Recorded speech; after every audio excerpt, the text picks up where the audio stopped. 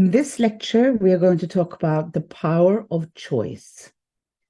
And we're going to go through key points, such as why it's so important to give your dog choices, the advantages of giving our dogs a lot of choices, and what kind of choices we can give our dogs, and in the end, a short summary. Having choices gives dogs the confidence and the freedom they need to enjoy the best possible life and allow them to engage in more natural behaviors.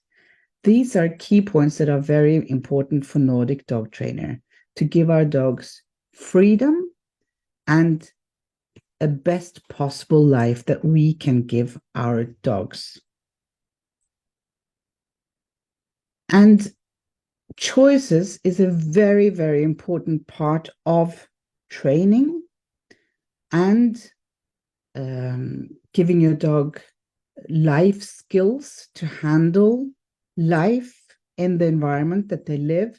It's very underrated what choices are giving our dogs. We even give our dogs choices as part of training when we are going to help dogs with problem behavior. So why is choice so important? Well, I have a few important keywords for you. Empowerment is the first one. That choices gives a sense of self-reliance and control. And this empowerment will boost self-esteem and then the confidence. What we want when we get a puppy is a dog with no problem behavior.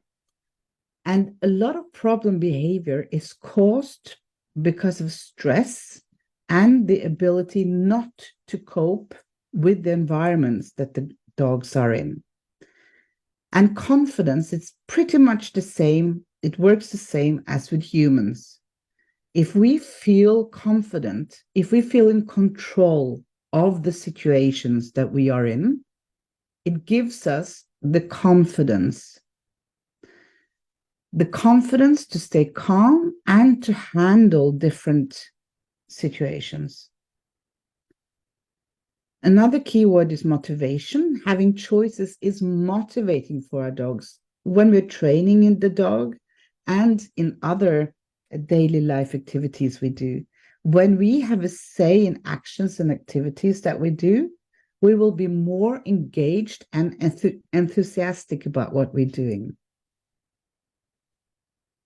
Problem solving and decision-making skills are very important. This is what I talked about. It's so important to have the ability to feel confident, to feel in control of whatever situation you are in different environments. So making choices involves evaluating options and making decisions. This process will enhance the important problem-solving and decision-making abilities. It's the same with you and I. When we know how to solve a problem, it could be practical things like you going to a new country and you taking the bus, and just finding out how to buy a bus ticket will give you more confidence than not finding out and not being able to take the bus and you have to walk instead. And I'm sure that we can all figure a lot of things that we have experienced in our lives, small things in our everyday lives. When we master them and we know how to solve these problems or these situations that we are in, then it helps us give the confidence for next time we are in the same situation. And it's the same thing with your dog. So when your dog is socialized and able to be around other dogs and meeting a lot of different dogs with different personalities, then your dog slowly gets the confidence to handle himself meeting other dogs with different personalities. So a dog that is more socialized well, in the right way, is more able to handle difficult situations with, for example, meeting a dog on a walk, that is insecure and behaving thereafter, for example, with aggression and barking and so on, with these kind of traits, then the dog, if the dog is socialized well, he knows how to handle the other dog better than if he's not. And of course, learning and growth, experiencing that something is not dangerous, will boost confidence and trust in your own actions. So here I want to give an example. When you go for a walk with your dog and your dog sees something that he's curious about and maybe a little bit hesitant, let's just go with an example like a statue in a park. Those can be kind of intimidating to a lot of dogs, also us maybe. So let's say you're walking in a park, there is a statue, and your dog is walking in a big curve around the statue. That's fine, especially if you let your dog walk in a big curve around the statue. That's perfect. Your dog is doing what's natural to him. Do not, in any case, force your dog to go to the statue. If you want your dog to be less scared or less hesitant, what you can do is to walk in the area let your dog decide the distance. This is, again, very important because it has to do with choices. So let your dog decide the distance. If your dog wants to stop and look at the statue, it's perfect. Let them. Do not, however, throw any treats towards the statue. I'm saying this because this is the old-fashioned way of doing it. We were taught to throw treats towards whatever the dog was afraid of or hesitant about. Don't do that. It's going to go so much quicker and boost your dog's self-confidence if you do not lure him or her towards whatever it is, in this case, a statue. Let your dog take its time, because dogs are curious by nature, which is great, and we want them to keep being curious. That's how they overcome these kind of being hesitant towards things. So just stop and wait. If your dog stops and wants to go towards the statue, take your time and do not throw any treats and do not give your dog any commands. Don't tell him that, oh, good dog, this is really good, it's nothing to be afraid of. Don't do that. Just don't say anything. It's not a really bad thing to talk to your dog like that, of course. But in some cases, if your dog is scared, you might even make it more scared because he can feel that you are a bit hesitant. So that's why it's always best to not say and not do anything. If your dog does not want to approach the statue that day, that's fine. Next time you walk in the park, walk in the same route and pass the statue. And the day he wants to go and approach the statue, then let him. And again, you do not have to praise, you do not have to give any treats, because the reward for the dog is actually to have overcome his fear, or, his bit, it doesn't have to be a lot of fear, but a bit nervousness or whatever the feeling is. To overcome that is the reward itself. So that's why don't make a big, huge number of it, like good boy or something. Just don't say anything. Again, I'm not saying you're not allowed to do it, but the best thing is not to. Okay? So for all of you who have dogs that are a bit hesitant to things or a little bit wary, that's fine. It's natural. It's healthy to be, skeptical. But let them solve it in their own time. And don't force them into situations. And this should also most definitely be when it comes to be petted or touched or approached very closely by other people. It's your dog, your responsibility. So please let your dog have a say in who they want to be petted or touched by. Okay, other keywords are reduce stress. Having choices can reduce stress because of the coping skills that have improved. And thereof, you also get increased satisfaction. Making choices with personal references will lead to a greater satisfaction and happiness, which is, of course, important for you, that your dog is happy in his life. Flexibility and adaptation. The ability to make choices allow the dog to to adapt to changing circumstances. And again, then navigate uncertainty more effectively. Just like I said in the beginning, if your dog is socialized well enough with the environment and with other people and dogs, they gain more confidence and they're less uncertain and less scared in different situations that arrive. Improved relationship, obviously, giving others the freedom to make choices will strengthen the relationship and build trust between you and your dog.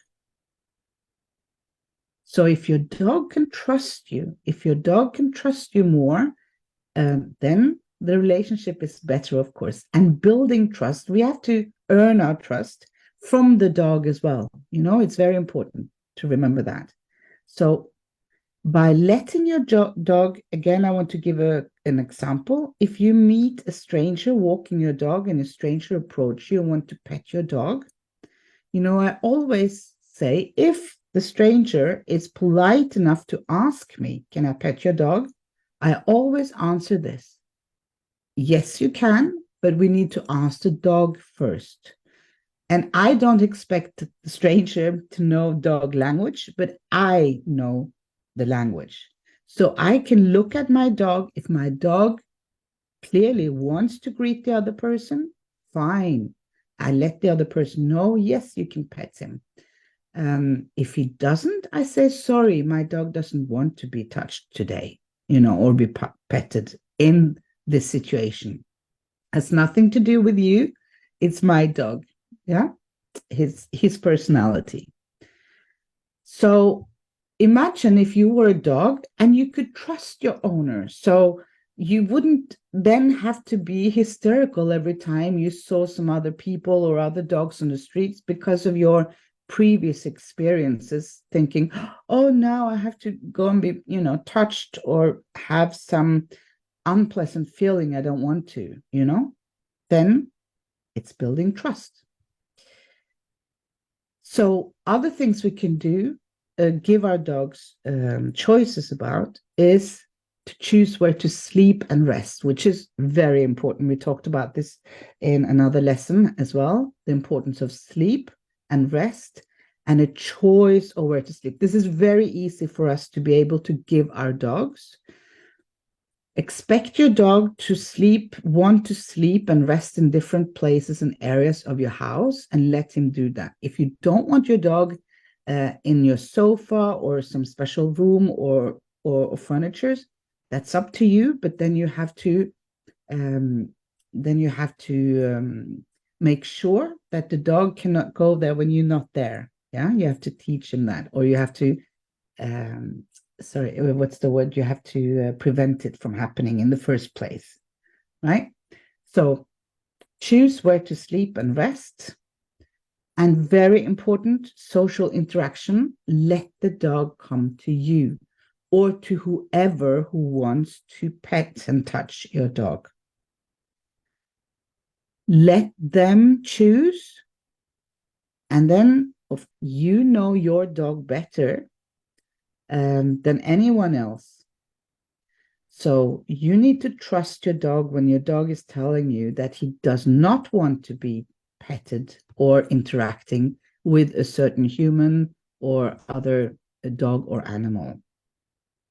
And it's always a good rule when you meet another dog as well to let them come to you. When they come to you, they want to be interacting with you.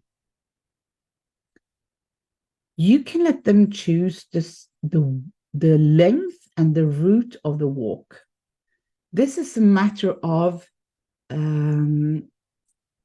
us, I think, at least for my own, I can say that before I was aware of how important choices were, I chose where we were walking. I didn't think that it was a problem. Um, I didn't know that it was so important and it would add so much more value and happiness in the dog's life when they could choose. So this is just a matter of you not deciding where to walk. Of course, we always, have to take safety first. So I'm not talking about walking in the middle of the road, or in some places you cannot walk your dog. But if you have the possibility, the opportunity to let your dog choose if you want to go left or right, do it. And the length of the walk is definitely very easy for us to let our dog choose. Again, you need to look at the language, the behavior of the dog. And sometimes our dogs don't want to go for a long walk. And it depends on their age, their state of mind, their health, everything. So some days, maybe he wants to go for a shorter walk. Maybe the next day he wants to go for a longer walk. If you see that your dog wants to turn around, then turn around. If you're unsure, then you can stop. You can actually stop. This is what I do. If I'm not sure if my dog wants to walk and I'm a little bit unsure, I actually stop, which I do quite frequently anyway, because they're sniffing. And then I don't say anything. I just let the dog choose if he wants to continue ahead on the road or turn around and go home. That's how easy it can be. Also, to sit or to lay down, to have a break, to have a pause, and to observe. It's great during your walks. Please let your dog have the choices to do this. Of course, this is very important, to choose their friends. Unfortunately, dogs don't always love all other dogs. They're individuals, just like you and me. So some dogs they like, some dogs they don't like that much, and some dogs become their very, very good friends. And it's up to your dog to choose that. I am so sorry. I know it's very convenient for us if our dogs are best friends with our friends or family's dogs. Of course, that's more convenient. So we're hoping that that will happen, but you cannot decide it. You can't make that decision. So if your dog is not the best friends with your parents' dog, that's something you have to take into consideration. Yeah. It's something we have to live with. We can't make them become best friends, but we can definitely let them choose their friends. And the way you can do that is, again, it's to know how they communicate, to know their body language, and their calming and distance increasing signals. That's how you find out if your dog really enjoys being with another dog or if it's something else. So choosing friends and sleeping and resting places, definitely very, very important too. Other choices that we can give is the distance to other dogs and people on walks. It's natural for dogs to curve, to have a little bit of distance, and some dogs need a big curve.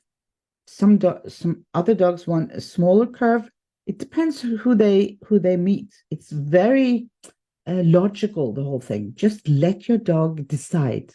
So if your dog wants to cross the road, let him cross the road when it's safe, of course. I'm assuming you are there with a leash, so it wouldn't be a problem, right? So let them curve. Let them choose who to play with. That's why a dog park with a lot of unknown or unfamiliar dogs aren't the best place for your dog to be. However, it's a great place to be if you are with other dog friends, friends of your dog, not your friends, but your dog's friends. Let them choose who to play with and how long to play. Again, this you need to be able to read the dog's language, the calming signals, so that if, for example, two young dogs, one of them are a bit fed up with the playing and the other one is still maybe overstressed and want to just go on playing because he's stressed, you need to be able to see this so you can stop the play and help them calm down, because you are now whatever the dogs would have in the natural life, which would be an older dog that will help them out in these situations. And very importantly as well, let them choose who not to play or interact with. You can let your dog choose their food, what they like. I'm sure you already know what they enjoy more than other things. Of course, you need to be aware of to have good nutrition for your food for your dog. But you can let your dog choose food and choose bones and chews. Also very important. There was a study on this some years ago, and they found out that dogs that enjoy to chew more than 40 different textures and tastes. So we have a lot of different chews and bones to offer them. And I can't remember the exact number, but it was more than 40, 47 or something like that. It was a lot of different chews and bones. So let them have a choice. Let it be laying around in your garden or your house if you have the opportunity to do that. That's your excuse for having a dog. It's not to clean those things up. Let it be around so your dog can go and find it. Or your dog will even tell you that he wants something, from a drawer or wherever you have the bones and chews. Your dog will let you know when he wants one. Also, toys. You can bring your dog into a pet store and let him choose toys. Just be aware that when you are in a pet store with the dog, it's a lot of other things happening in the surroundings. So the toy that he chooses there might not be the actual one that he's so excited about when he comes home, but still, you get an idea what he likes and what he don't like. And he can also choose not to go for long walks in the rain. I added this because I know a lot of dog owners are worried when their dogs don't want to go out in the rain. That's perfectly normal. Maybe they need a nice rain coat or something. It depends on your dog and the fur and everything. I would definitely try with a raincoat. If it's really bad weather, I mean, why do you have to go for a walk that day? As long as he needs to, he can, as long as he can go to the toilet, of course. You need to let them out to go to the toilet. But to go for a long walk in the rain, I don't think a lot of humans enjoy that too. So don't worry if your dog does not want to go for long walks in the rain. But of course, make sure that they are able to go to the toilet. So providing choices for dogs is beneficial for their well-being and overall behavior. So, for example, allowing dogs to choose their toys or playmates during supervised playtime, you need to be there, can make the activities more enjoyable and mentally stimulating. Not only can, but it will make it more enjoyable. It's also important to make a balance between offering choices, and we need to set necessary boundaries to ensure the safety and well-being of your dog. So I am not saying that you should allow your dog to do anything he wants. We have to be there to supervise. It has to be safe. Yeah. Responsible and ethical caretakers give their dogs opportunities to make choice within a safe environment. So to sum up, it's so important to give your dogs choices. Try to give your dog at least one or even two choices every day. I think that's something that's doable for all of us. In addition to, of course, being able to choose when they want to sleep and rest and where they want to do that, and even choose their food, choose meal times, if it's possible. And there's a lot of choices we can give. We need to aim to have dogs that feel self-assured in their surroundings and they're not stressed and that can cope with everyday situations without feeling nervous, anxious, or scared. That's a confident dog. That's what we want. We want confident dogs with the life skills to cope with their environment. Okay, I hope this lesson has been useful. And please don't forget to give your dog choices every day.